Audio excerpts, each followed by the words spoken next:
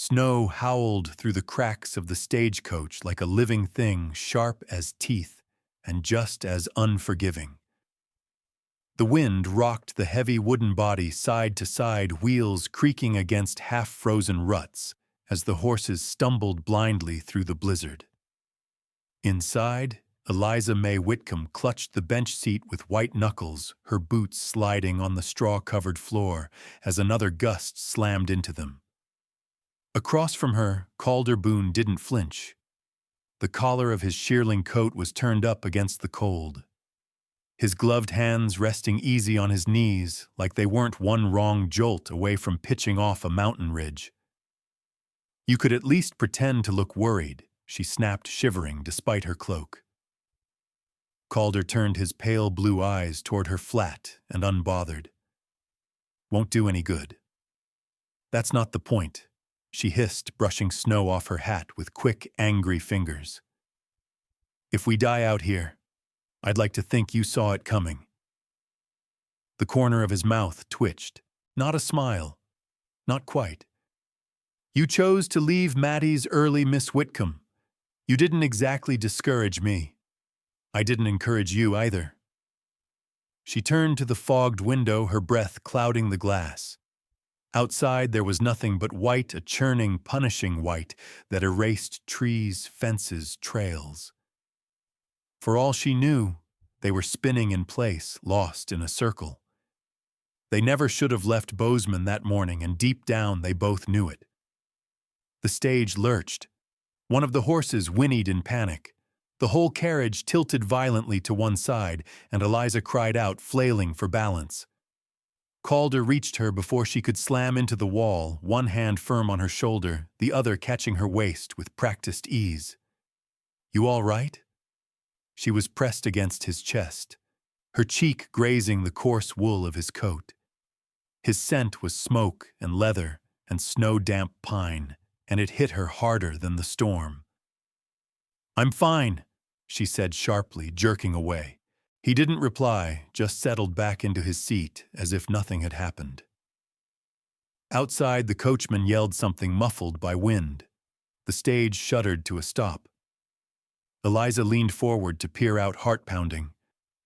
"What's going on?" Calder opened the door and was immediately slapped by wind and sleet. He leaned out, squinting against the blizzard. The coachman's voice carried through the gale. "Roads blocked, Mr. Boone. Big ol' pine snapped down over the trail. Ain't no passin' it." "How far are we from Gallatin Forks?" 10 miles, maybe 12, but not in this. "Storm's comin' hard from the north. We'll freeze afore we get there." Calder turned back inside and shut the door. Snowflakes clung to his lashes like frostbite threats. "We're turning back," he said. "Back to Bozeman?" she asked, hopeful. He shook his head. "Too far. Nearest stop's Whetstone Inn, maybe a mile. We'll stay there till this clears." Eliza's heart sank. She remembered Whetstone barely more than a hunting shack with ideas above its station. A fireplace, if they were lucky. One room, maybe two. She folded her arms tight across her chest. "Maddie warned me about this trip. You didn't listen. And you didn't stop me." He looked at her, then something unreadable in his expression. "I didn't think I had the right." The coach groaned as the driver turned them around, wheels grinding over snow-packed earth. Inside the cabin, silence stretched brittle and raw between them. It was always like this with Calder Boone. Cool, controlled, closed off. He was her brother's old friend, her former neighbor and heir to the biggest cattle empire east of the tobacco routes. But to her, he'd always been a man carved from winter.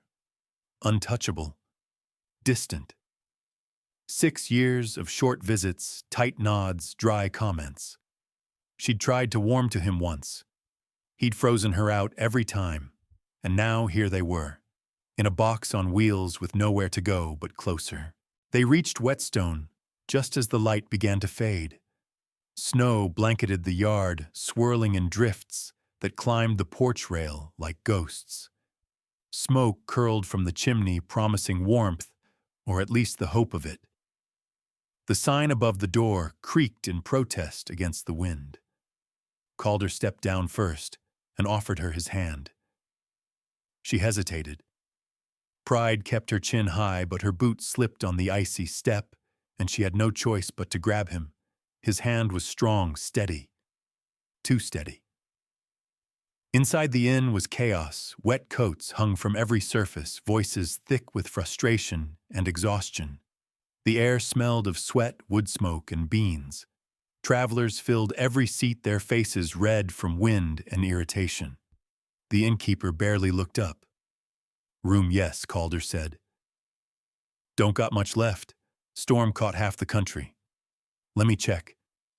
He disappeared into the back. Calder turned to her. "Stay close. I'm not a child." "I didn't say you were." The innkeeper returned, rubbing the back of his neck. "One room? One bed? That's all I got." Eliza's stomach dropped. One what? Take it or leave it. Got 3 others waitin' for shelter. Calder didn't hesitate. "We'll take it." She grabbed his arm. "Have you lost your mind?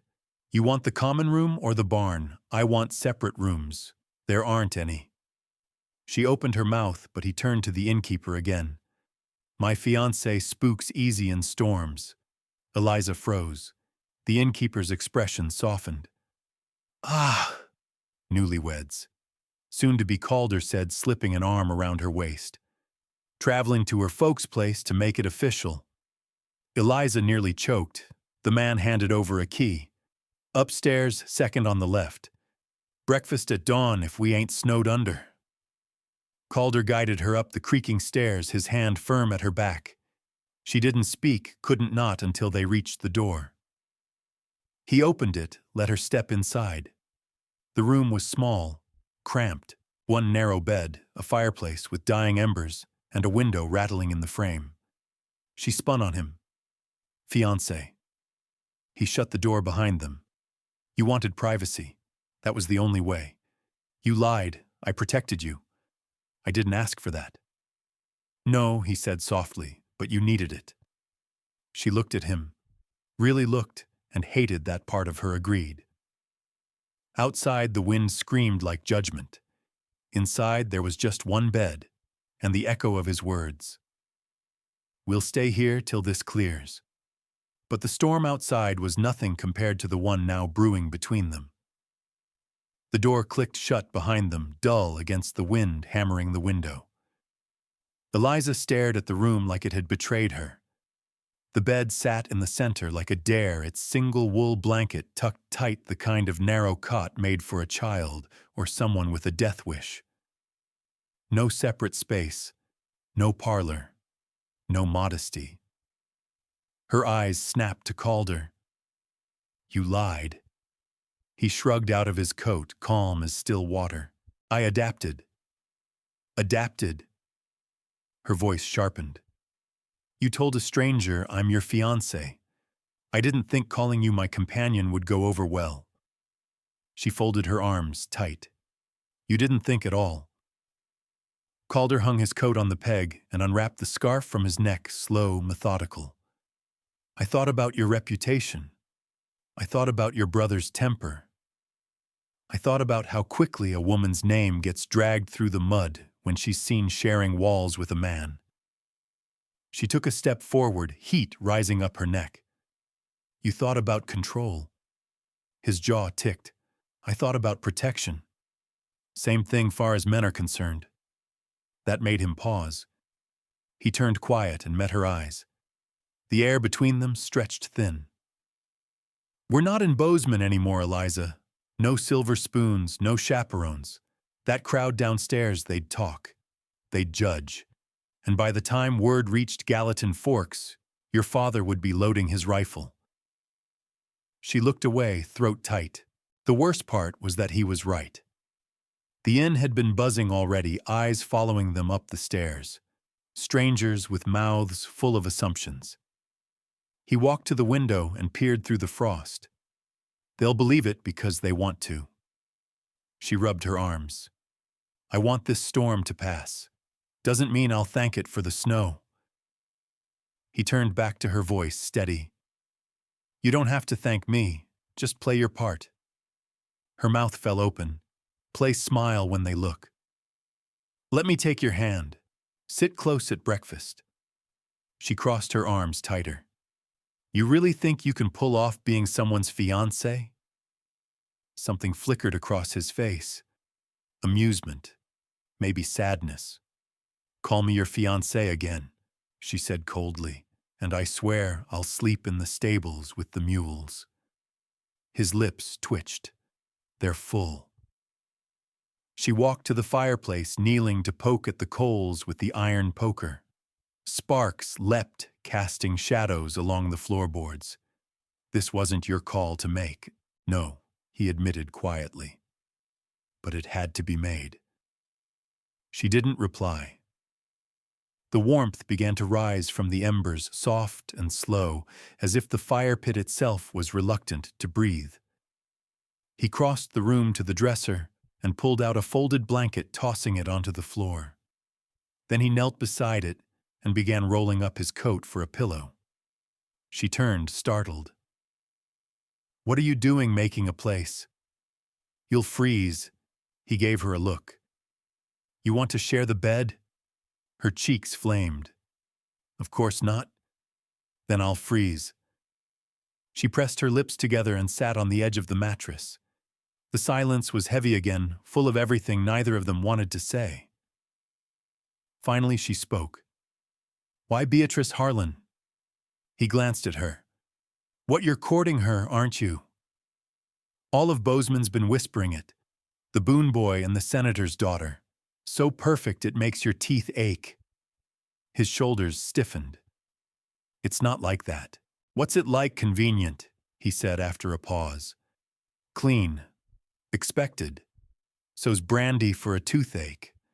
Doesn't mean it cures anything." He chuckled, but it was hollow. "You don't like her, I don't know her. But I've seen the way she speaks through her nose and walks like she's stepping over cattle dung. She's polished. She's polished like a river rock, and just as cold." He looked back to the fire. "Sometimes cold keeps you alive." She studied him, really studied him, how the firelight caught the line of his jaw, how the weariness settled into his shoulders. He wasn't the immovable stone she'd always thought. Not tonight. He was tired, and maybe even afraid. "Eliza," he said quietly without turning. "What do you want?" It caught her off guard. The question was too open, too raw. She hesitated. "I don't know anymore." He nodded. "That's honest." She lay back on the bed, arms crossed beneath her head, staring up at the low, cracked ceiling. The wind rattled the panes, and somewhere downstairs a door slammed. Laughter followed. "You think they believe us?" she asked. He stretched out on the blanket, hands folded on his chest. "They'll believe what they want. People always do." "And what about you?" she asked softly. He didn't answer. She rolled to her side, facing the wall. The heat from the fire reached her back in slow waves. Her body was sore, her mind tangled. She wasn't sure if she was more angry or tired or just afraid of what she was starting to feel. It would have been easier if he were cruel. But Calder Boone wasn't cruel. He was careful. Too careful. Downstairs, the murmur of voices thickened. The storm outside clawed at the shingles. Inside the room settled into a strained quiet. "Good night, Boone," she said, eyes closed. "Good night, Eliza." His voice held something she hadn't heard before. Not cold, not flat, almost gentle. She listened to the wind scream beyond the walls and the crackling hush of the fire beside her. Her bones were tired, but her heart wasn't still. There was something between them now, tension, yes, but something warmer under the surface. And it scared her more than the storm ever could. The storm had not let up by morning. If anything, it had grown worse. Snow beat against the window pane like a warning, whispering that the world beyond the inn was no longer safe nor passable. Eliza stood at the frost-glazed glass arms folded tight against her chest, watching the gray light of dawn struggle to cut through the thick, swirling white. Behind her, Calder stirred from the floor, groaning quietly as he stretched. The blanket he'd used was barely enough to cover a man of his size, and the pillow his bundled coat had flattened in the night. She hadn't heard him rise, but she'd heard him sigh in his sleep more than once, and each time her chest had squeezed tighter. He rose stiffly, brushing snow-damp curls from his forehead. His shirt clung to his chest in the cold, creased and wrinkled from the floorboards. He looked like he hadn't slept at all. "You'll catch pneumonia before the snow stops," she said, without turning. He paused behind her. "Wasn't much warmer on the trail. You chose that over the bed." "You didn't offer," he said, voice low but without accusation. She spun toward him, frustration brimming. "Why would I? You think just because you claimed me as your fiancé, I'll pretend that bed belongs to both of us?" His expression tightened. "I don't want anything from you, Eliza. Then stop acting like you do." The words came out sharper than she meant. They echoed in the small space like a slap. He looked at her, then away. "I'm going to get us some coffee." She stayed quiet, ashamed, and too proud to admit it. He grabbed his coat, threw it over his shoulder, and left without another word. The door closed gently, not slammed, but final. She sat down on the edge of the bed, staring at the twisted sheets. Her body was tense with things, unspoken emotions, coiled so tightly they hummed under her skin. She didn't know what to do with them. She didn't know what to do with him. The knock at the door startled her. When she opened it, it wasn't Calder. "Owen," she breathed, heart sinking and rising all at once. Owen Dalton stood there, snow on his shoulders, his blonde hair tousled, just so a smile that had once made her knees weak. But now it felt staged. "Well, ain't this a surprise?" he said, eyes sweeping the room. "Heard a storm pinned you down. Didn't expect Boone to be your fiancé." Her stomach flipped. "He's not. I mean, it's not real." He raised an eyebrow. "That's a word around the inn says different." She stepped back, letting him in before more eyes turned their way. "It's complicated. You know, Eliza, I always figured you for a smart girl. Didn't think you'd let some rancher's son wrap you up in scandal." Her spine straightened. "He did it to protect me, or to stake a claim," he said, gaze hardening. "You always were a little soft for lost causes." Her jaw clenched. "Is that why you stopped writing, figured I wasn't worth the postage?" He blinked, surprised. Then he chuckled. "Still got that fire. I missed that." She didn't smile. "Why are you here, Owen? I came to see if you needed a way back. I've got a team that can handle the pass once the worst blows over. Thought maybe you'd prefer a ride with someone whose last name doesn't carry a dozen ghosts." She narrowed her eyes. "You mean someone more convenient?" He stepped closer. "I mean someone who isn't haunted. Boone's family legacy is soaked in blood and debt. You really want to be dragged into that?" Before she could answer, the door opened again. Calder stepped inside, saw Owen, and stilled. The air shifted, charged. Owen turned with a half smile. "Boone. Dalton." Calder's voice was flat, unreadable. "I was just offering Eliza a safer ride out of this icebox. She tells me she's not actually yours." Calder met Eliza's eyes. "She's not." Owen grinned like he'd won something. "Good to clear that up." Calder crossed the room, set 2 tin mugs on the table, and didn't look at Owen again. "Coffee's hot." Eliza stared at the mugs, then at the 2 men. The storm outside had nothing on the storm brewing in this room. Owen tipped his hat. "Think on my offer. I'll be downstairs. When the door closed behind him, Calder finally looked up. His jaw was tight. You didn't have to lie for me, she said quietly. I didn't lie. I said you weren't mine. That's true. She nodded, but it hurt more than she expected. He added softer. But if you walk out of here with him, he won't wait until spring to put you in a dress you didn't choose. She blinked. Excuse me, he's a man who likes ownership, not partnership. That's why he came. Not for you, for the prize he couldn't win years ago. She laughed bitterly. And you think you know me well enough to judge? No, he said. But I know him. And I'd rather sleep on frozen planks than see you used. She stared at him, heartbeat thudding. Then why do you always push me away? His expression changed. Just for a moment, vulnerability cracked through. Because if I let myself want you, he said slowly, I won't be able to let you go. The silence that followed wasn't empty. It was heavy, saturated with truth. She sat down, hands trembling around the mug. The coffee burned her tongue, but she welcomed the sting. Outside, the wind screamed. Inside, everything had shifted. She didn't know what to say, so she said nothing at all. But she didn't look at the door Owen had walked through. Not once.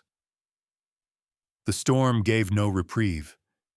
By afternoon, the inn's corridors echoed with the muttering of stranded travelers. Trapped by snow, the walls seemed to grow narrower, the air thicker. Eliza wandered the dim hallway outside the room, needing space that didn't smell like firewood and regret. Every step was slow, deliberate, her boots brushing against the old pine floorboards, each creak sounding like a question she couldn't answer.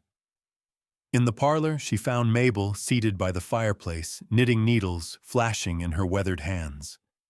Beside her, Delphine was fussing with her braid, humming something under her breath. Well, look what the storm blew in, Mabel said, eyes lifting with a warm glint. You look like you've seen a ghost child. Eliza forced a smile. Just trying to get some air. Storm won't let you have much of that, Delphine chirped, patting the seat next to her. Come sit. Mabel's got stories older than this inn, and you look like you could use one.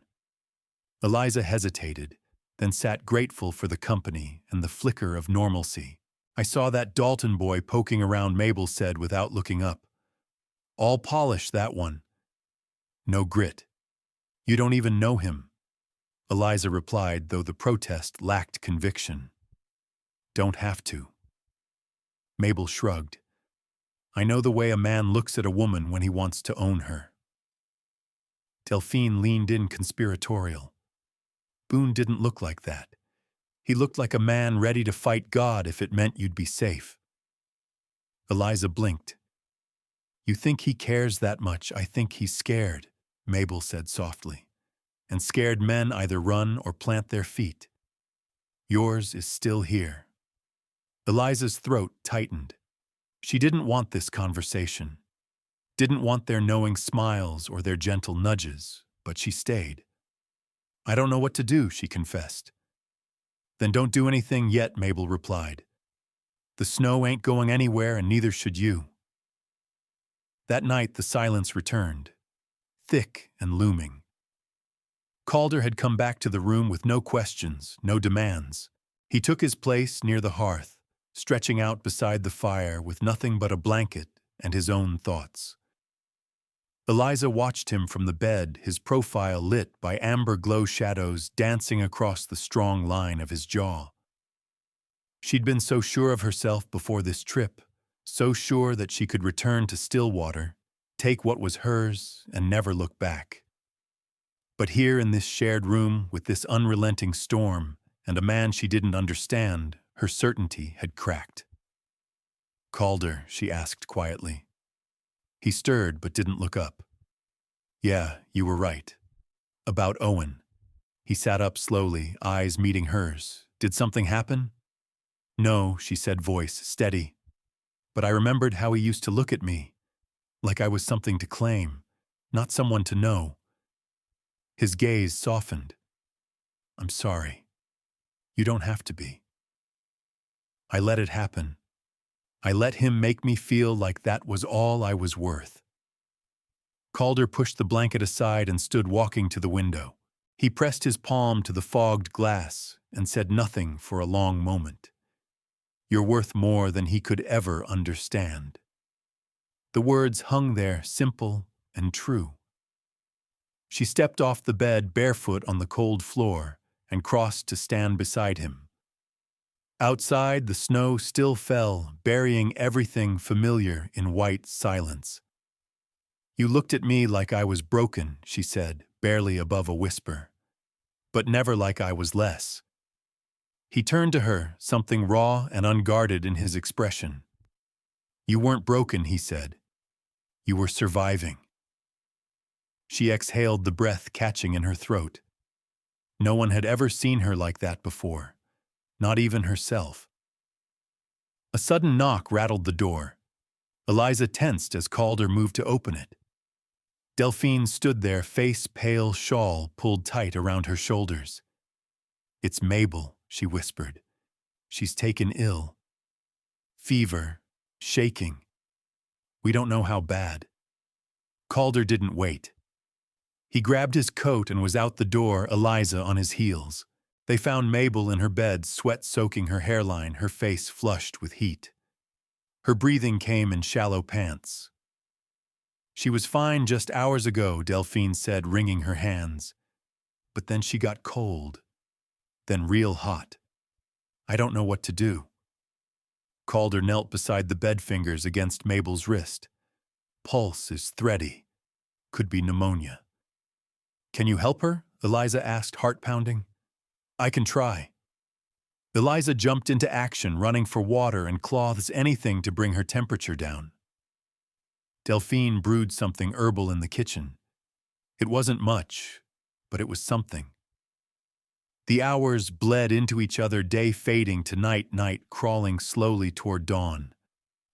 Calder barely left Mabel's side, applying compresses, lifting her to help her sip water, whispering soft encouragements even when her eyes stayed closed.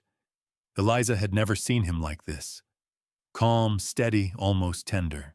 Not the man she'd seen on horseback or bracing himself against a storm, but one who knelt in the quiet, giving all he had without needing praise or thanks. When Mabel finally stirred, muttering something about her mama's stew, a collective breath filled the room. She'll make it, Calder murmured, wiping her brow one last time. Delphine threw her arms around Eliza in relief, tears streaming down her cheeks. I was so scared. We all were, Eliza whispered, stroking her friend's back. They left Mabel to rest and stepped into the hallway. The lamps flickered in the draft. Calder rubbed the back of his neck, exhaustion etched into every line of his face. She's strong, but she needs care, warmth, rest, and someone who won't leave. I'll stay with her, Eliza said. She took care of me once. He nodded slowly. I'll sit outside, keep an ear out. As she reached for the door handle again, Eliza paused and looked at him. You didn't hesitate, she said. He met her gaze. I've seen enough people die to know when it's time to stop waiting. The words sent a chill through her, not from fear, from the way they hinted at all the lives he'd lived and lost before this. She opened the door and stepped back into the room. The fire crackled quietly. Mabel's breathing was deeper now, steadier. Eliza pulled a chair beside the bed and watched the old woman sleep. In the silence, one truth became clearer than all the others. The man outside that door wasn't just someone who had protected her in the storm. He was someone who'd quietly chosen to stay when the rest of the world kept walking away. The morning sun broke weakly through the veil of snow still falling beyond the frost-glazed windows. Mabel slept peacefully for the first time in hours, her breathing steady color slowly returning to her cheeks. Eliza, hunched over in the bedside chair, had dozed off, one hand resting gently near the older woman's. The creak of the door stirred her. Calder stepped in quiet, as ever snow dusting his shoulders and hat. "She's holding steady," he said, voice low. Eliza blinked the sleep from her eyes. "You didn't sleep." "Didn't want to," he replied, simply pulling off his coat and stepping closer. "Storm's letting up. I saw the sun this morning just a little. A sliver of something hope maybe nudged at her chest. But it didn't last long." A harsh voice echoed down the hallway. Eliza Owen's call scraped against the stillness. She froze.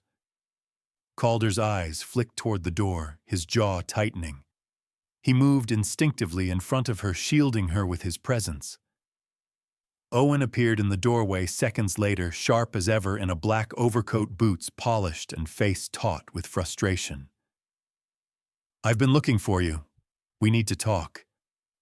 "No," Calder said, firm and without raising his voice. Owen ignored him.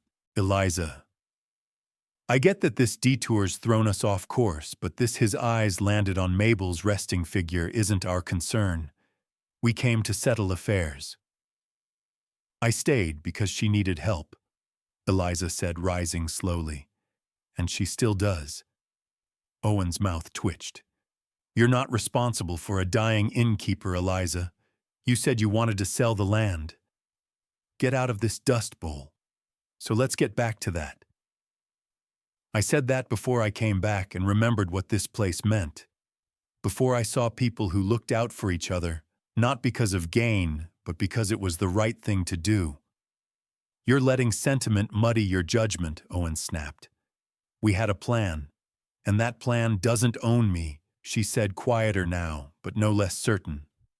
"Not anymore." Owen stepped forward, looming. "I've waited years for this, Eliza. You don't get to rewrite everything now." Calder shifted one hand at his side, ready but calm. She said no. Owen scoffed. "Who the hell are you, the man who stood by her when she needed it?" The heat rose fast between them, but Mabel stirred behind them, a soft groan breaking the tension. Eliza moved quickly to her side, brushing a hand across her forehead. "Go," she said over her shoulder. "Now." Owen stared a moment longer, lips pursed, before spinning on his heel and vanishing into the hallway. "You don't get to rewrite everything now," he'd said. But maybe she did. Later that afternoon, Eliza sat by the window, arms wrapped around her knees, watching children from the village toss snowballs under the weak sunlight. The air inside had warmed with Mabel's recovery, and with the fire rekindled, it smelled again of pine and clean linen. Delphine arrived with hot stew and set it gently on the table. Calder followed behind his presence, steady as ever. Eliza turned. "Thank you. For before." Calder shrugged, brushing snow from his hat. "Didn't do anything special. You stood up for me." He looked at her fully, then eyes dark and unwavering. "That's not special. That's what should be." She blinked, unsure how to respond to something so simple and so rare. They ate in companionable silence, the kind that only formed when words had been spent the night before and weren't needed anymore. Delphine cleared the bowls after humming as she left them alone. Calder leaned against the window frame. "What happens now? I'm not going with him," she said. "Not back to Stillwater. Not anywhere." A slow nod. "What about the land? I don't know. But I'd like to understand it first, this place, the people. Before I sell it off to someone like Owen, who'll tear it all down and turn it into something cold. Then you'll need someone who knows what's worth keeping," he said, not as a proposal, but as fact. She smiled. "You offering to be my guide?" He didn't smile back, not quite, but his voice softened. "I'm offering to stay." That night the fire burned lower. Eliza lay awake, staring at the ceiling, the rhythm of Mabel's soft breathing now a comfort. The wind had stilled, but inside her something stirred, not a storm, but its aftermath. that strange hush that comes when destruction ends and choices begin. She slipped quietly out of bed, crossing to the window. Calder was sitting on the bench outside, wrapped in a thick coat, his silhouette still against the snow-draped landscape. She wrapped herself in a shawl and joined him. The cold bit at her skin, but she didn't flinch. "Couldn't sleep?" he asked without looking. "Too much in my head." He nodded. They sat for a moment longer, and then she said, "He thinks I'm his obligation, Owen. He sees me like a piece of business he hasn't finished." Calder's voice was low. "He doesn't see you." "No," she said. "But you do." He turned at that. Their eyes met, and for a heartbeat, the world was silent again. Not because of snow or storm, but because something deeper had finally settled between them. She reached for his hand, and he let her take it. They stayed like that, not speaking, not moving, two people in the middle of a world that had nearly forgotten how to slow down. Two people who had found at last something to hold on to. Behind them, a quiet cough echoed from the inn's doorway. Delphine stood there, wrapped in a blanket and clutching a letter. Her eyes were wide. "This just came," she said, holding the envelope out, "from the county office. About your family's land." Eliza took it with trembling fingers. The seal was broken, the truth now inevitable. Her eyes scanned the page. Her breath caught. She looked up at Calder. "They're auctioning it off next week." Her voice shook. "I have 6 days to claim it or it's gone." He didn't flinch. "Then we ride at first light." The morning broke with a hard frost that glittered like glass across the fields. The world outside the inn had fallen quiet again, but inside everything hummed with urgency. Calder saddled 2 horses with quiet precision, his movements brisk but deliberate. Eliza stood in the open barn doorway, letter still folded in her coat pocket, her breath curling out like smoke in the sharp air. "I haven't ridden in years," she said half to herself, watching him tighten the cinch on the bay gelding. "You'll remember." He glanced up. "And I won't let you fall." She almost smiled, but her stomach churned too tight. The land, her family's land, would be auctioned in less than a week. The thought of Owen or men like him raising it, building something soulless over the bones of her childhood, made her throat ache. Delphine came running out with a small parcel, her cheeks red from the wind. Food for the road. "And Mabel says, be careful. She's awake more herself.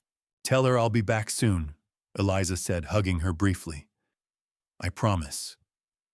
Delphine's eyes darted to Calder.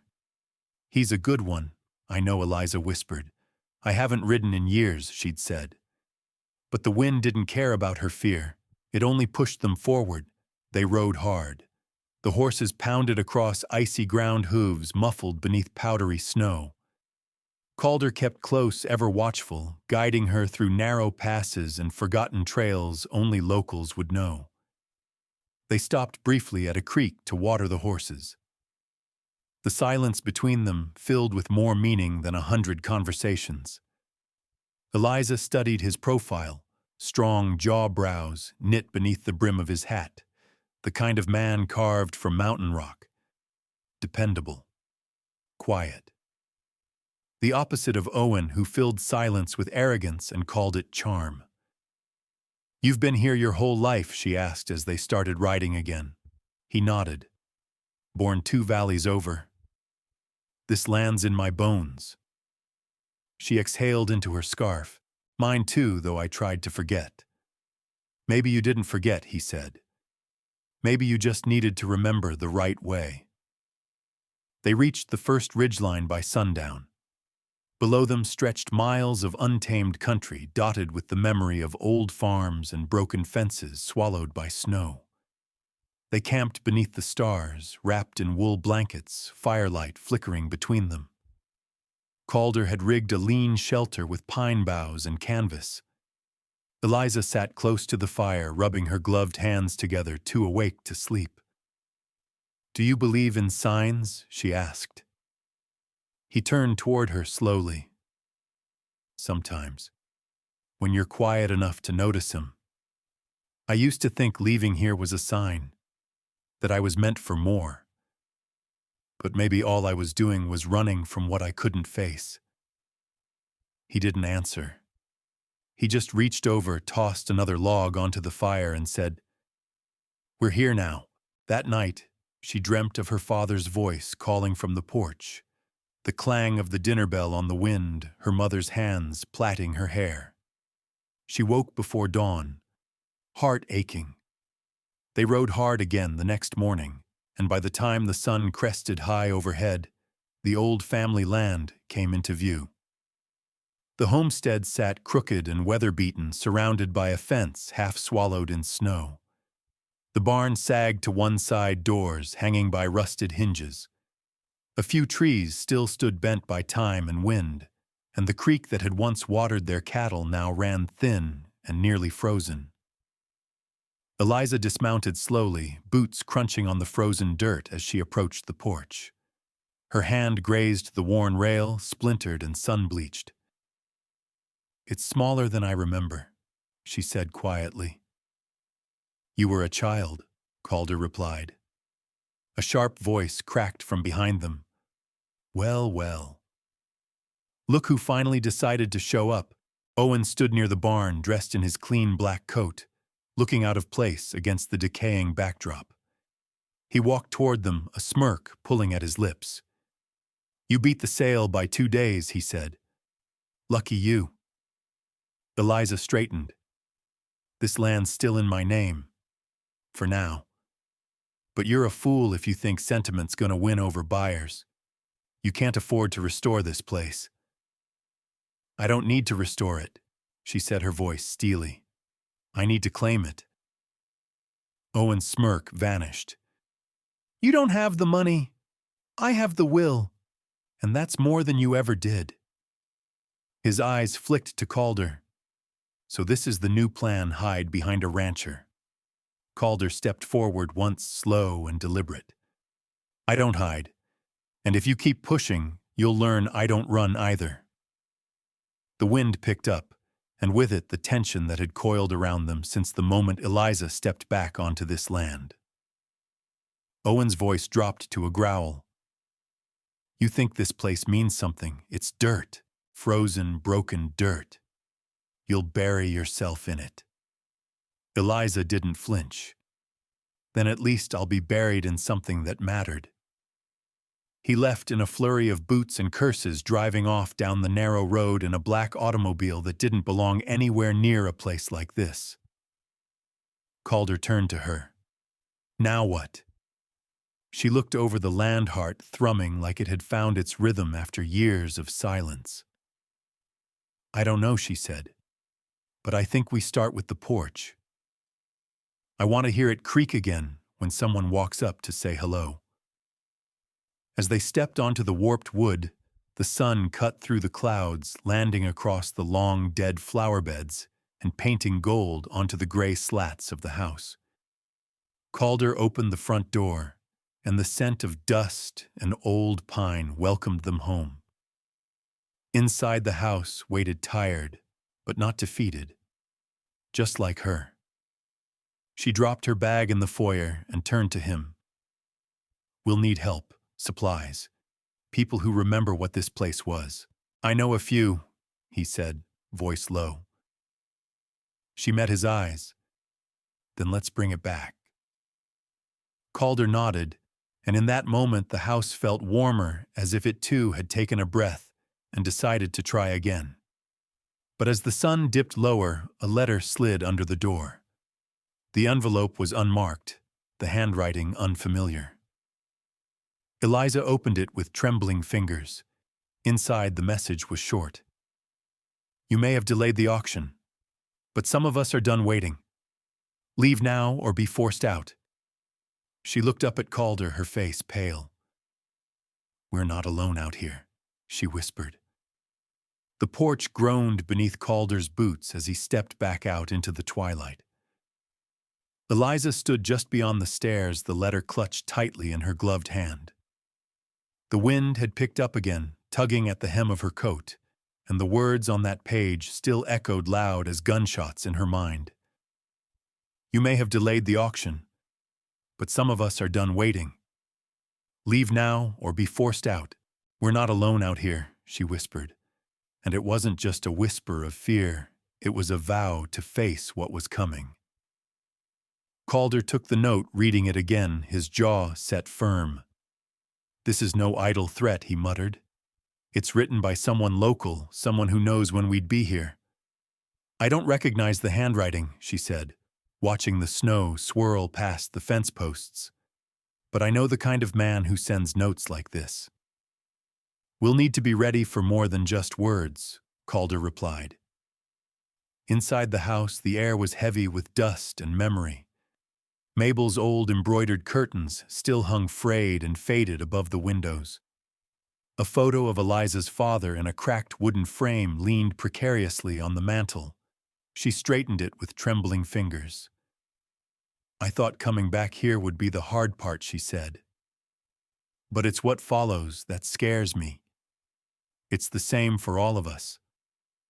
Calder stood behind her, hands loose at his sides.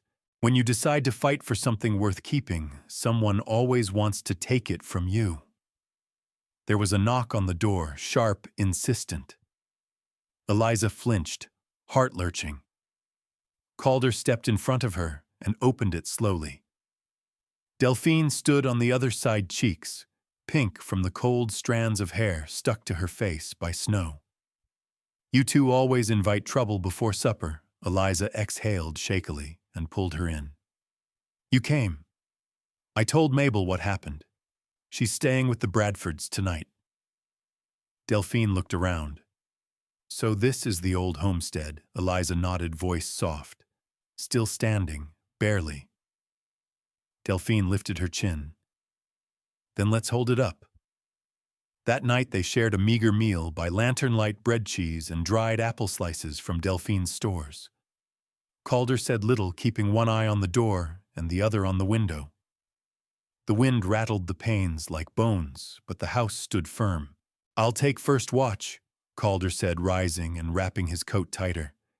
If they come back, I want to see them. Do you think Owen sent that letter? Eliza asked. No, Calder replied. Too direct. He'd have used a lawyer. Delphine's gaze narrowed. Then someone else doesn't want you here. Could be one of the bidders, someone who knows this place being off the table ruins their plan. The fire popped and hissed. Eliza stared into it, her face lit in soft orange. I'm not going to run, she said. If they come for me, they better come with more than ink and threats. The next morning dawned gray and bitter. A thin trail of hoofprints snaked through the snow behind the barn. Whoever had delivered that letter hadn't come by car. Calder crouched beside the tracks. They circled the house, he muttered.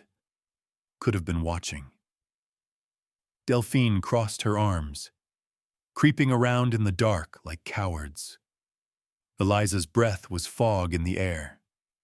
We need help.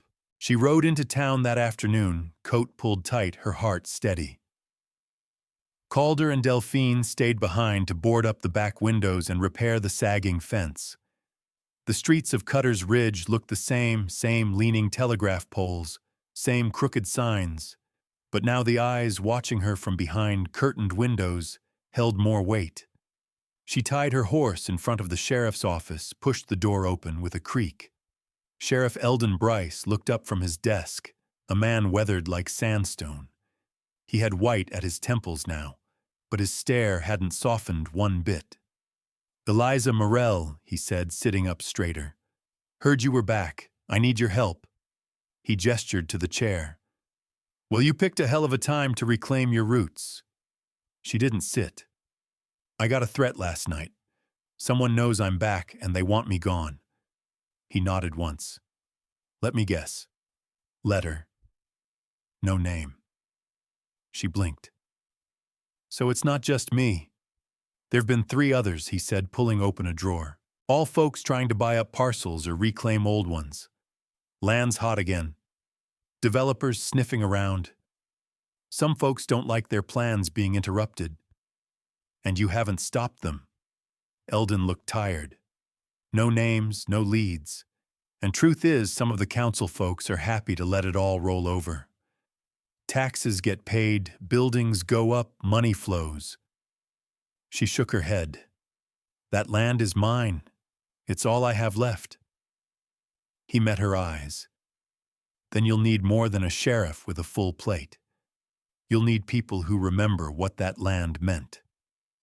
Outside, the wind picked up again, whistling past the eaves.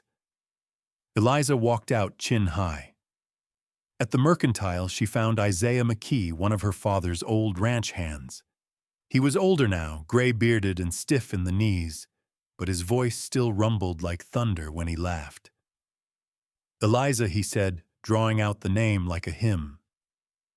Ain't seen you since you were no taller than the counter.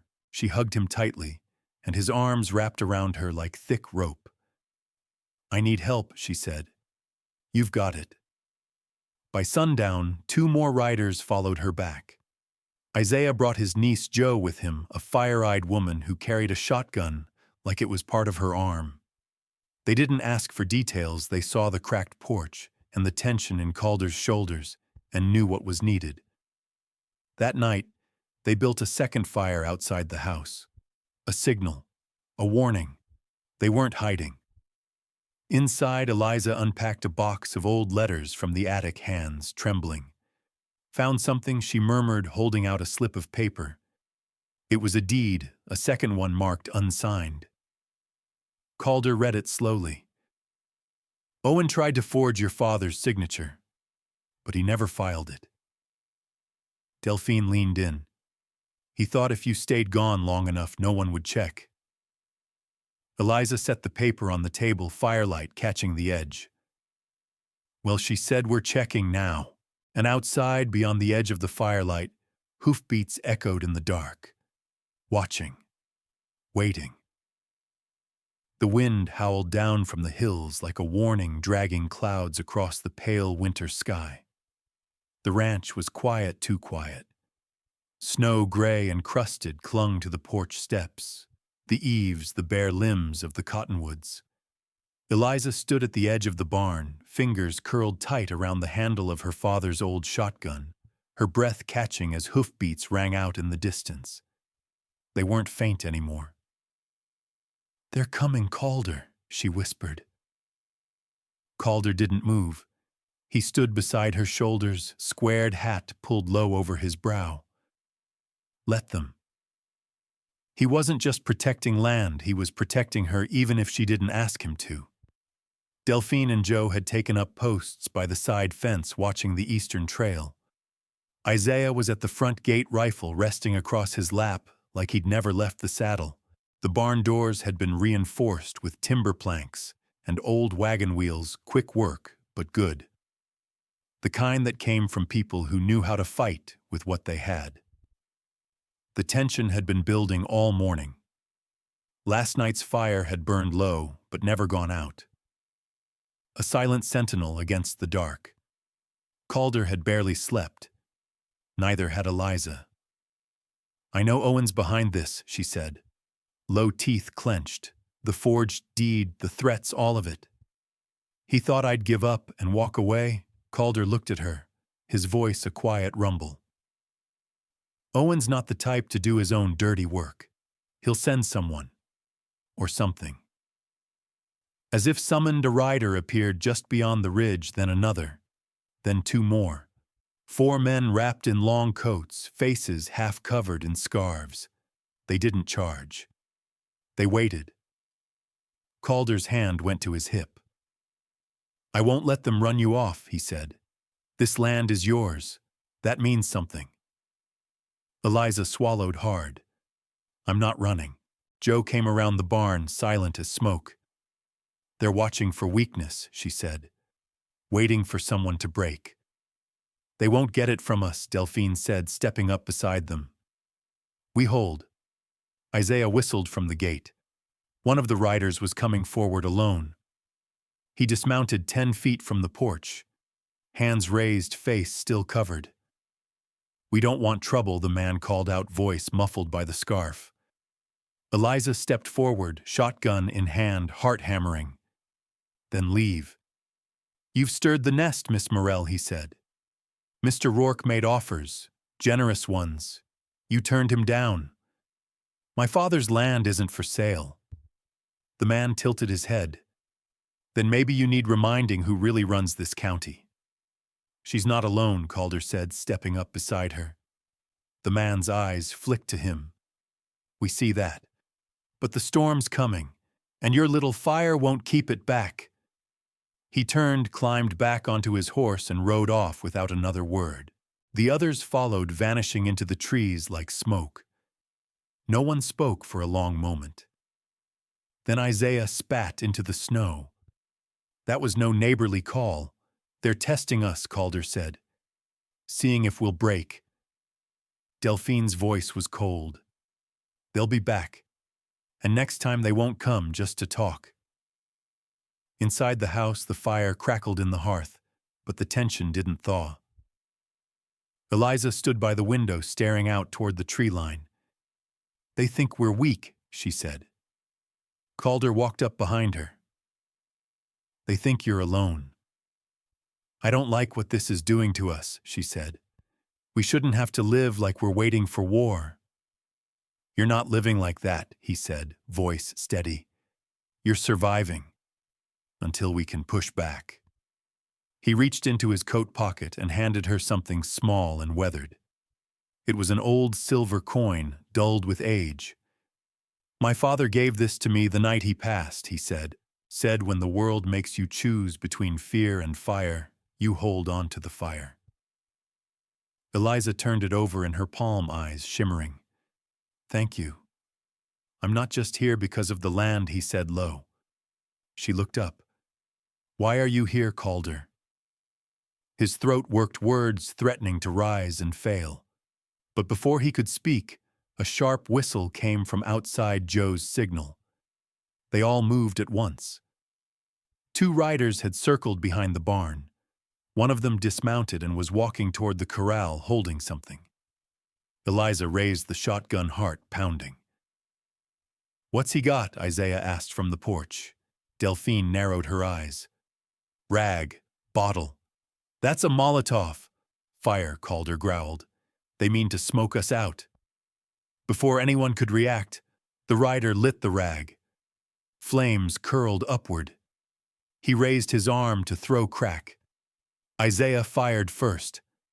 The bottle fell and burst harmlessly in the snow. The man ran for his horse, but Calder was already moving. He tackled the rider before he could mount, knocking him into the frozen mud. Joe sprinted from the side, rifle drawn, while Delphine covered the flank. Eliza stayed still, eyes locked on the horizon in case the others returned. The man struggled beneath Calder's grip, snarling. "You'll regret this." "No," Calder said, breathing hard. "I regret not doing it sooner." Eliza approached, her voice cold. "Who sent you?" The man spat blood into the snow. "Rourke wants this land, and he's not the only one." "What's he planning?" Calder asked. "He's coming with papers. A judge. Claims the deed's his now." Eliza stepped back. "He forged it. Sheriff Bryce saw it." "Doesn't matter," the man said with a grin. "He's got friends who don't care." Calder's jaw tightened. "Let him come." They tied the man's hands and left him with the sheriff the next morning. Sheriff Bryce promised to hold him, but his eyes were heavy. "You stirred the hornet's nest," he warned Eliza. She stood straight. "Then I'll light a fire under it." They rode back in silence, snow crunching beneath the hooves. Calder's hands were tight on the reins. When they reached the ranch, Delphine was waiting with news. Letter came. "Delivered by courier," she said, holding it up. Eliza took it and unfolded the heavy embossed paper. "A court summons. Rourke's challenging my right to the land," she murmured. He's calling in his lawyers. Calder stepped closer. Then we fight on their field. She looked up at him, resolve blooming like iron. Let them come. I'm done hiding. He wants my land, then he'll have to see what a morel fights like. Eliza stood in the parlor, the morning light slanting through the lace curtains, court summons trembling in her grip. The parchment crackled like dry firewood beneath her clenched fingers. The ink, dark and bold, declared an official hearing in Cheyenne, signed by a judge with ties to Owen Rourke's pocket.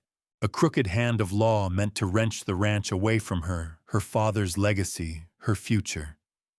Calder leaned against the doorway, arms crossed, jaw tight. He'd been watching her silently, letting her breathe, but the silence was heavier than a scream. "Do you want to contest it?" he asked, his voice low. "I have to," she said. "If I don't show up, they'll call it surrender. Rourke will win by default. He knows that. That's the game he's playing." She looked up from the paper fire simmering behind her eyes. Then it's time we played back. Isaiah came in from the porch, snow still dusting his shoulders. Delphine's checking the boundaries, making sure no one tampers with the fence lines. Joe's talking with the neighbors. Some of them are nervous, but they'll show up in court if it helps. Calder nodded. "And what about Sheriff Bryce?" "He's got mixed loyalties, but he hates being used. Rourke pressing him too hard might backfire." Eliza looked out the window toward the fields beyond, where the land stretched golden beneath a glaze of snow. "We can't just walk into that courtroom and expect the truth to carry the day." "You won't," Calder said. "But you won't be alone."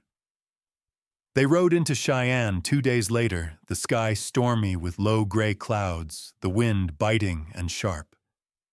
The courthouse loomed tall on the hill, red stone and columns like a fortress of lies.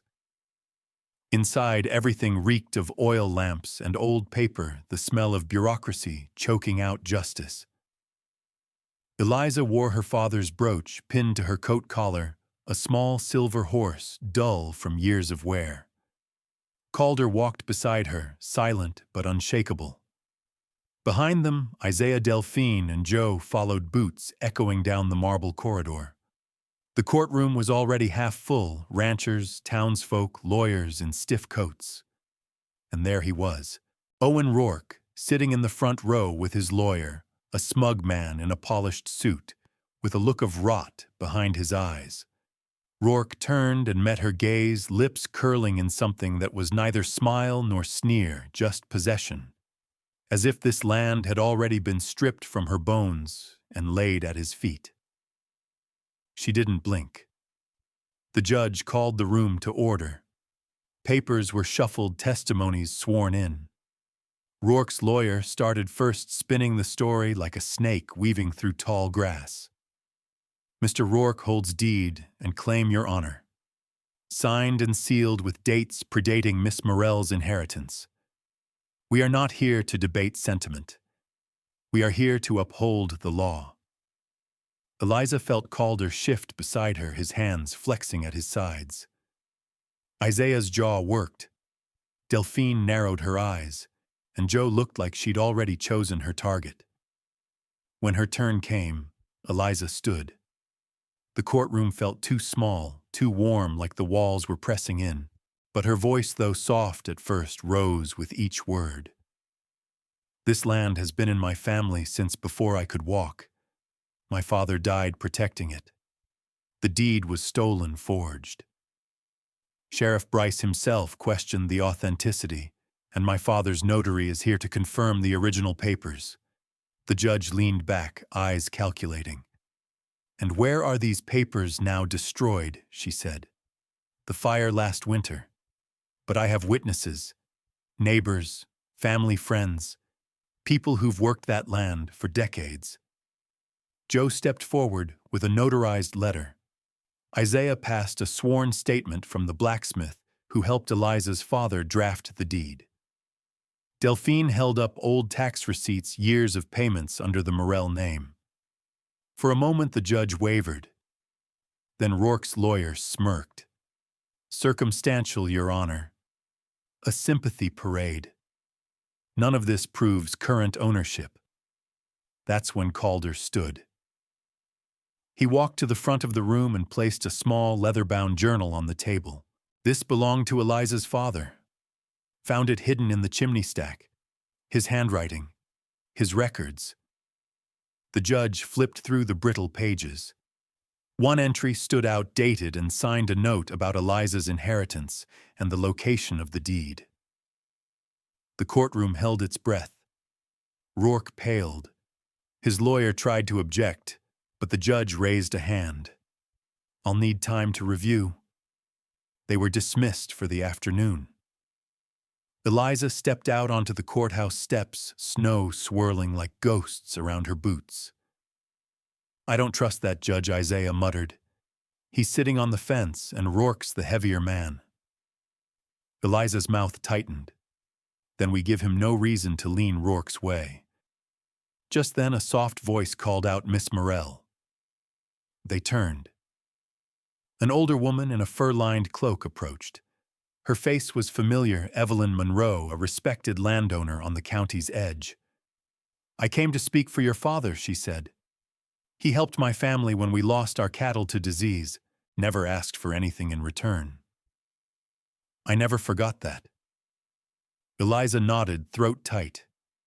Evelyn handed over a folded letter. He gave me this. Said if anything ever happened to him and the land was threatened, I'd know what to do. Inside was a signed and witnessed statement, handwritten by her father confirming Eliza as sole heir. Tears pricked Eliza's eyes. Why now? Because Rourke never expected a woman to fight this hard, Evelyn said. But I did. That evening, the judge reconvened the court. His voice rang out over the wood-paneled chamber. Based on new evidence submitted, including verified handwriting samples and multiple witness testimonies, I rule in favor of Miss Eliza Morell. The land remains in her name. Case dismissed. A wave of relief crashed over her, but it was not victory she felt. It was clarity. The battle wasn't truly over. Rourke stood fury trembling behind his eyes. You may have won today, he hissed as he passed her. But I don't need a courtroom to take what's mine. Calder stepped between them, taller, broader, a wall of quiet thunder. Try and I'll bury you in the soil you're so desperate to steal. Outside, as the snow thickened, Eliza looked up at the rancher who hadn't left her side. This wasn't just about land, she said. No, Calder replied, his eyes soft. It was about who you've become, and who won't be pushed around anymore. She turned her face to the wind, the courthouse behind her, Rourke's threat, hanging like a knife in the cold. The storm wasn't done, but neither was she. The fight ain't over just because the law gave its word. Sometimes the real war begins after the papers are signed. Eliza stood at the threshold of the ranch house, the weight of the court's victory still heavy on her shoulders, not as triumph, but as burden. Outside, the wind whipped through the bare trees, scattering snow like broken promises. The land was hers, legally, publicly, but safety was a story she no longer believed in. Inside, Isaiah paced near the fire, tension rolling off him in waves. That look in Rourke's eyes, he muttered, wasn't defeat. It was planning. That man's not gonna let go easy. Delphine sat near the hearth, sharpening her skinning knife with slow, deliberate strokes. He's a snake. You cut off the head, and it still writhes. Joe, who'd just come in from checking the horses, tossed her gloves on the table. Fence posts near the northern creek have been tampered with. Again. Eliza turned sharply. How bad 3 pulled clean out. 2 snapped, like someone used a crowbar and took their time. Calder appeared behind Joe, his coat dusted with snow, a rifle slung across his back. He's probing, testing your reach, trying to see how far he can go before you bite. Well, Eliza said quietly, It's time I learned to bite back. They formed a watch schedule that night. No one said the word war, but it hung in the air in every loaded gun, every silent nod. Eliza didn't sleep. She lay in bed, staring at the ceiling, her father's voice whispering from memory. Keep your eyes open. The land speaks first. Listen before it screams. She rose before dawn and rode out alone. Mist clung low to the fields, frost crisp under hooves. At the ridge where the pines thickened, she spotted movement, two figures in dark coats crouched near a post. She slid off Dusty and crept forward, her boots crunching faintly through snow. She had no rifle, only a pistol tucked in her coat. Her breath came slow, steady. The men were digging, laughing under their breath. "You sure this is the right side?" one asked. Rourke said, "East corner." Gonna make her think the land's turning against her. Eliza stepped out from behind the tree, pistol raised. That land's still mine, and so is the right to defend it. They froze. One dropped the post hole digger, the other cursed under his breath. "Easy now," the taller man said, hands half raised. You were trespassing.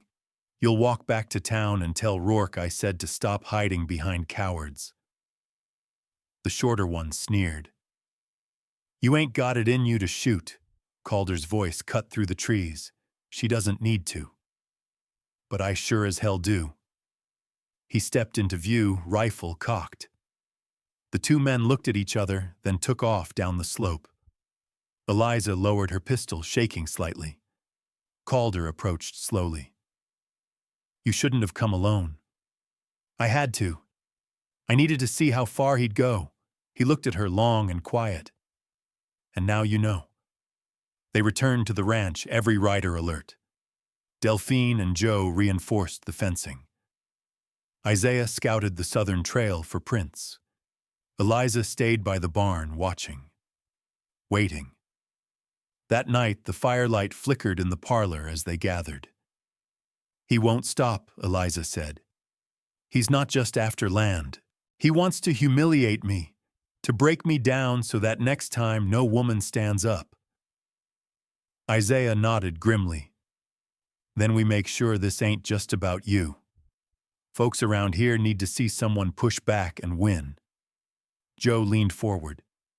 "There's a barn raising for the Thompsons tomorrow. If we show up, stand beside them, word spreads fast that Morrell Ranch isn't folding. Might even draw support." Calder's brow furrowed. "That could make you more of a target. Or it shows I'm not afraid." The decision was made. The next morning, they rode out together. The Thompsons' farm lay 10 miles west, nestled in a hollow between wind-bent trees. A dozen hands were already there, hammering, sawing lifting beams. The smell of wood shavings and coffee clung to the air. Eliza dismounted and rolled up her sleeves, joining the frame crew without announcement. Calder and Isaiah hauled timbers. Joe coordinated logistics. Delphine watched their backs. Some stared curious. Others smiled in quiet respect. One older man with a twisted spine hobbled over. "Didn't expect you'd come," he said. "Not after what Rourke's been whispering." "I didn't expect to fight a court battle either," Eliza said with a weary smile. "But here we are." By midday, the roof was half done and talk had shifted. Men and women asked questions about the trial, the threats, the land. Eliza didn't spin tales. She told the truth, plain and steady. "Rourke won't stop," one farmer muttered. "But you ain't stopped either," another nodded. "'Bout time," someone pushed back. By sundown, the barn stood tall. A fire crackled beside it. Someone brought out stew. Children chased dogs through the brush. Laughter floated up like smoke. Eliza leaned against a beam, watching the people who had once kept their distance now lean in closer. Calder joined her. "You did good today." "So did you." He hesitated. "Eliza, if this keeps going, it's gonna get worse before it gets better." I know. And if it does, you'll have to choose what you're fighting for. Land's only part of it. She turned to him, heart thudding. You're saying I should walk away? I'm saying, if you stay, it's gotta be for more than revenge or pride. It has to be for something worth bleeding for. She looked out at the glowing barn, at children playing, at men and women sharing food by firelight. It is, she whispered. It's for all of this. Suddenly, a shrill whistle cut through the laughter. A boy came running from the road, breathless. Rourke's men, he panted. They're torching your hayfield. Eliza's blood ran cold. Isaiah, Joe, and Delphine were already mounting up. Calder swung onto his horse and looked back at her. We ride now. Eliza bolted for Dusty. No hesitation, no fear, only purpose. The night wind tore at their coats as they raced home. Ahead in the distance, a haze of orange lit up the sky like a second sunrise. Eliza's fists tightened around the reins. Her voice was low, furious. He wants to burn my land. Then he'll learn what it means to fight a woman who's got nothing left to lose. Some losses aren't meant to break you. They're meant to show you who's still standing when the smoke clears. Ash drifted like snow across the Morel ranch, coating scorched grass and blackened fence posts in gray. The hayfield was gone, reduced to smoldering ruin. Smoke still curled from the earth in ghostly tendrils rising into the bitter dawn like the last breath of something sacred. Eliza stood in the middle of it all, boots sunk in soot, her face streaked with sweat and grime. She hadn't slept. None of them had. Joe had worked through the night, dragging what she could salvage from the fire's edge, her hands blistered and raw. Isaiah had kept the perimeter, guarded rifle in hand, eyes cold with fury. Delphine rode into town just before dawn to speak with Sheriff Langdon again, demanding justice again. And Calder, he hadn't left Eliza's side. He helped her fight the fire when it surged, shielded her when the wind shifted. Now he stood a few paces away, watching the horizon, as if expecting more trouble to ride in with the sun. Eliza's throat burned with smoke and fury. He lit it himself. He didn't even bother hiding it this time. I know, Calder said, quiet but firm. But knowing and proving are two different things. He wants me to retaliate, wants me to slip up. I'm not going to give him that. Calder stepped closer, voice low. Then what will you give him? She turned to him slowly. A reminder that even if he burns every acre I own, I won't bend, and I won't burn. At mid-morning, Sheriff Langdon arrived, flanked by 2 deputies. He walked the field, shook his head, muttered curses under his breath. No prints, he grunted. No witnesses. Can't pin this on Rourke without someone talking. Or without someone willing to stand up, Eliza replied sharply. Langdon looked tired. You got courage, Ms. Morel, but law's only as strong as the hands behind it. You got enemies who play dirty and allies still hiding behind fences. Isaiah stepped forward. Then it's time to make them choose. That night, Eliza called a meeting. They cleared out the equipment barn and set up lanterns, benches, and coffee. Word spread fast, quicker than any notice pinned on a tree. By dusk, more than 30 people arrived. Ranchers, farmers, townsfolk, faces Eliza barely recognized, but all of them connected by one thing. The knowledge that if Rourke could do this to her, he could do it to anyone. Eliza stood before them, the flickering lantern casting her shadow large on the wooden wall behind. You've all heard what happened, she began. Some of you saw the smoke. Some of you heard what they did in court. But I want you to hear it from me. She told them everything. The threats, the trespassers, the fire, the silence from the sheriff's office. She didn't embellish. She didn't beg. She spoke like someone who had lost something and found something greater in the wreckage. This isn't just about me, she said. It's about who gets to claim power around here. Who gets to decide what justice looks like. A murmur ran through the room. A man near the back stood. You saying we fight, I'm saying we stand, Eliza answered. Together. Because if we let him do this to one of us, it'll be 2 tomorrow. Then 4. Then the whole valley. Delphine stepped beside her. We're drawing up a landowner's pact, a mutual defense agreement. No one signs under duress. But once you do, you stand for more than your land. You stand for each other. Isaiah passed out parchment copies. Calder explained the logistics riders' warning signals, rotating watches. Joe looked out over the crowd and said, "This is how we turn a ranch into a community. This is how we outlast a tyrant." One by one, they came forward. Some signed with firm hands, some with trembling ones. Some hesitated, then nodded and added their names. By the end of the night, 27 had signed. Rourke would feel it in the morning, and so would the town. After the meeting, as the last wagon creaked away into the dark, Eliza lingered beneath the stars, arms folded, wind curling through her loose hair. Calder joined her hands deep in his coat pockets. "You're changing this place," he said. "I'm not sure I am," she replied. "Maybe it's just waking up." He was quiet a moment. "You know this makes you a bigger target." "I do." "And you're still not afraid?" "Oh, I'm terrified," she said, looking up at him. "But fear's not the same as weakness." He smiled faintly. "That's the second time you've surprised me. Only the second." His smile widened, then faded as he glanced toward the distant ridgeline. "You think he'll come in person next time?" "Yes," she said. "And when he does, we'll be ready." As if summoned by her words, thunder rumbled far off to the west. But there were no clouds, just the warning of something coming.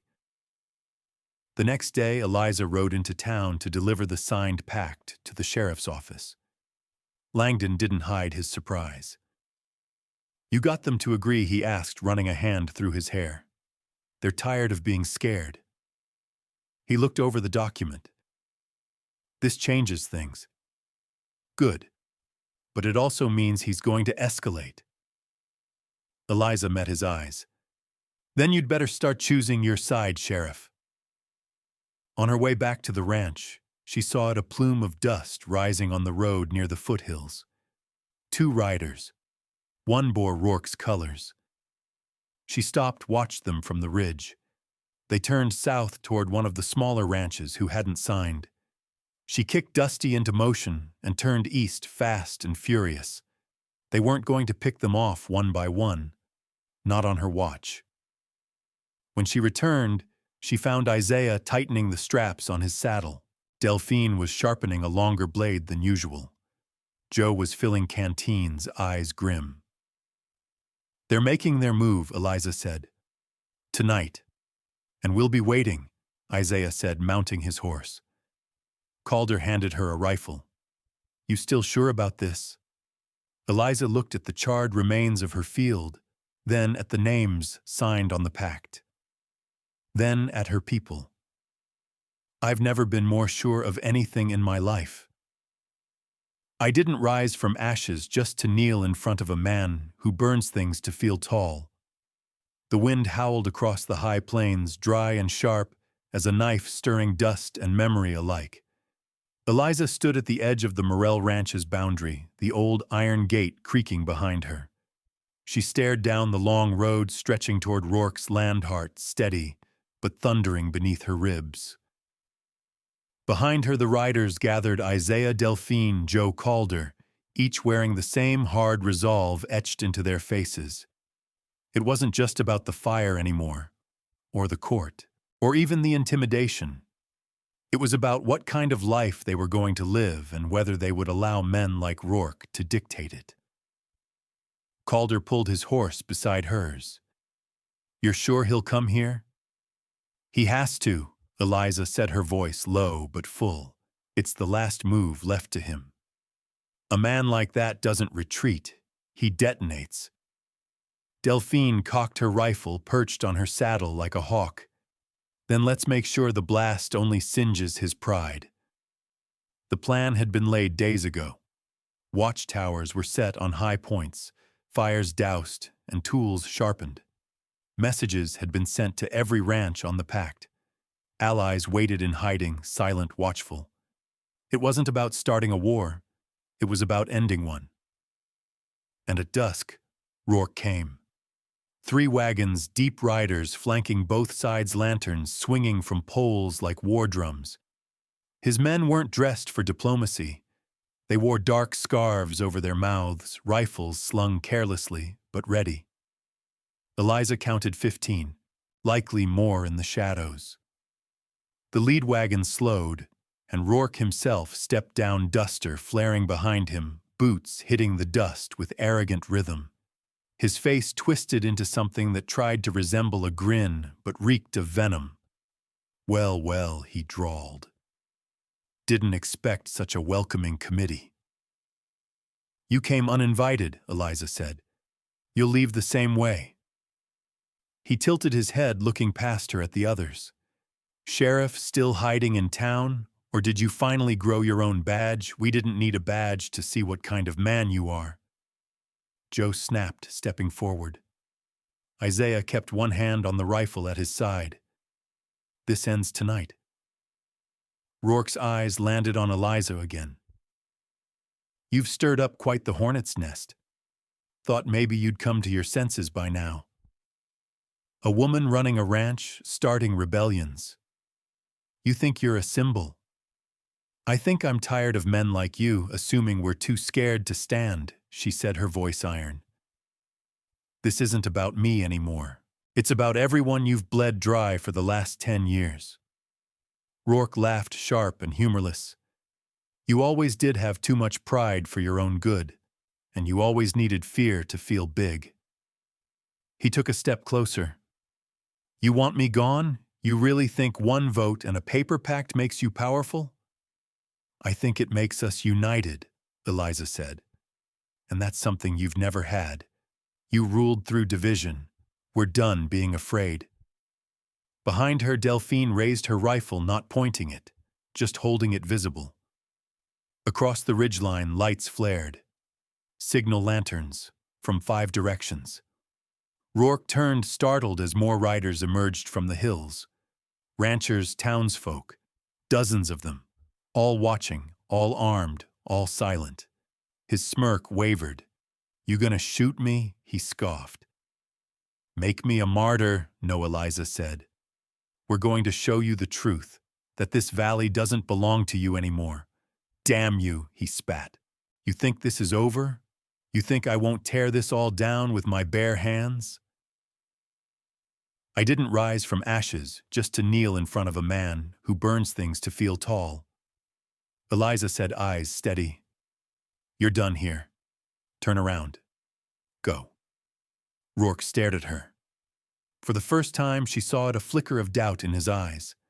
Not fear, not yet.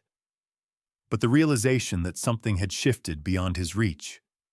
His men looked to him, waited, and he knew it. With a bitter growl, he turned back to his wagon. We'll see how long that unity lasts. One by one, the riders turned, disappeared into the dark, like ghosts fading from a story no longer theirs to tell. When the last wagon vanished into the horizon, a long breath escaped the gathered crowd. Someone cheered quietly. Another laughed, a light sound, unbelieving, but Eliza stayed still. It wasn't joy she felt. It was a reckoning. Calder came beside her. He'll try again, probably, she said. But next time he'll come alone. The riders dispersed slowly, each carrying the weight of a moment they never believed would come.